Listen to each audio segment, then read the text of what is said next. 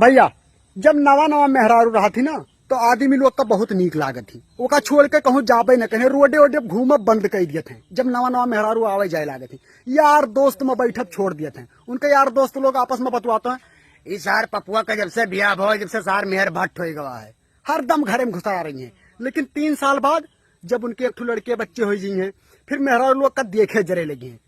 शादी जब नवाना हुआ था तो मेहरा लोग कहूँ कही दी थी, कहा जाओ था रोडे पे दोपहरियों में यहाँ, तो तुरंत साइकिल खड़िया गई है, पल्ला बंद के वल जाइए। और 3 साल के बाद में अगर कोई मेहरारू कह दिए कहाँ जात बाटे दोपहरियों में, तो एक जवाब दे, जाए जाए ना जाए, तुमसे क्या मतलब है, तार काम है खाना बनाओ फालतू मगजमारी ना करो। तुरंत समझा दिए थे भाई। लेकिन जब नवा नवा आती ना तो भाई अगर कहा मन है, वो जहाँ कह दी वहीं जई है। वो कह दी मामा खे चला जाओ तो मामा खे जी है, हमें ले चलो नैहरे घुमा लो तो नैहरे ले जाए घुमा ले। लेकिन 3 साल के बाद मेरा कह चलो नैहरे घुमा लो तो अपने भैया बुलाएंगे। बात सही है तो कमेंट में बताओ, ठीक है।